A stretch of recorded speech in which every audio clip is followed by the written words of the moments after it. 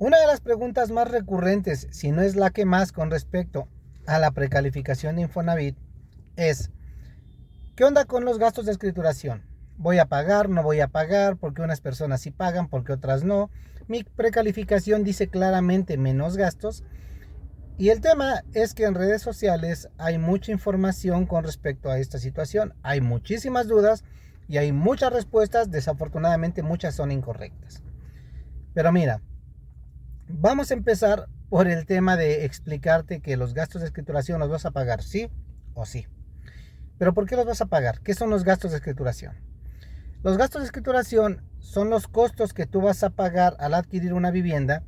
¿Y estos por qué se pagan? Porque recuerda que quien te va a llevar el trámite, quien te va a otorgar escrituras, quien va a hacer el aviso preventivo, etcétera, va a retener impuestos al vendedor, todo, es un notario, es un fedatario público. Todo esto evidentemente no lo va a hacer gratis, te va a cobrar sus honorarios. Ahora, tú vas a pagar impuestos por la adquisición del inmueble, vas a pagar traslado de dominio, avisos preventivos, etcétera. Entonces, tú tienes que cubrir esos gastos. Y el notario pues realmente no te los va a hacer de cuates, no te los va a hacer de gratis, ni va a pagar impuestos por ti, claro que los vas a pagar. Pero aquí empieza la duda, porque algunas personas no los pagan. No, claro que los pagan, lo que pasa es que se van diferidos en el crédito. Pero, ¿por qué ellos pueden y yo no? Esto depende de muchos factores y mira, va a depender de uno, cuánto dinero traigas tú ahorrado en el saldo de subcuenta de vivienda. 2, el valor de avalúo de la propiedad que estás comprando. 3, que el dueño esté dispuesto a jugar con ese valor de avalúo en caso de ser necesario para que tú puedas mover el precio de la transacción para que se pueda incluir en el crédito, en el saldo del crédito. Ahora, ¿qué es lo que pasa?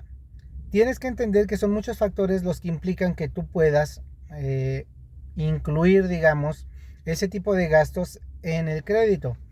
Pero ¿qué es lo que pasa? También tienes que entender otra cosa que muchas veces no te explican.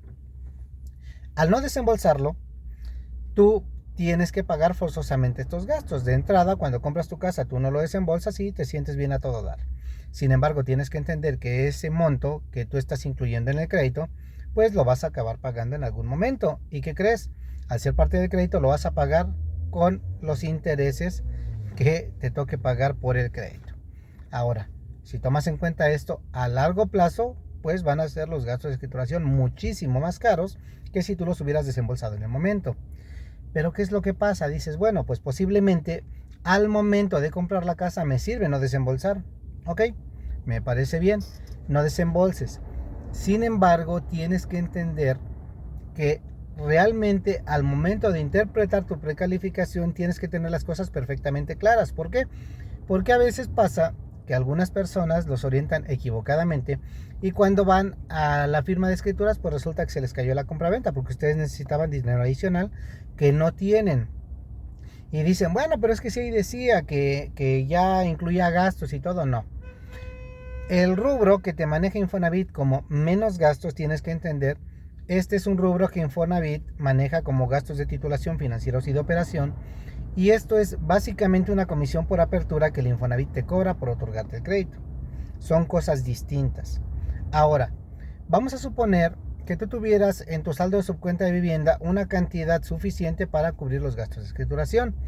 Tienes que tomar en cuenta también que dependiendo del crédito que tú estés adquiriendo ante Infonavit, es decir, si fuera tu primer crédito, tu segundo crédito, un crédito tradicional, etcétera, también hay condiciones que establece el Infonavit que permiten o no permiten poder utilizar eso para cubrir los gastos de escrituración. Y en este caso, por ejemplo, es algo que no vas a manejar tú, es algo que la notaría te va a determinar. Si tú estás comprando con tu primer crédito de Infonavit y este es un crédito tradicional para compra de vivienda, el notario únicamente te va a poder tomar 30,000 pesos de lo que tú tengas de saldo de subcuenta de vivienda para cubrir gastos de escrituración. No importa que tú tengas mucho más, ellos solo tienen permitido tomarte 30,000 pesos para gastos de escrituración. Y lo que significa es que si tus gastos de escrituración son más elevados, la diferencia la tienes que pagar tú en efectivo. Esto tienes que tomarlo en cuenta, ¿por qué? Porque todo el acumulado de números que te acabo de decir son lo que implica que a veces las transacciones se caigan, porque la gente, en este caso tú como comprador, tendría que llegar a la firma de escritura sabiendo perfectamente cuánto tienes que llevar, cuánto es lo que te falta si es que tienes que desembolsar, y en determinado momento, bueno, pues poder llevarlo el día de la firma para que pues sin ningún contratiempo se pueda hacer la transacción.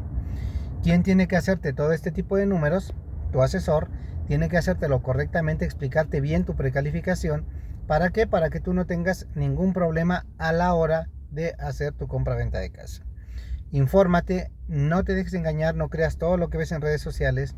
¿Por qué? Porque muchas veces es información equivocada que acaba afectándote a ti y acaba por echar por suelo tu sueño de estrenar tu nueva casa.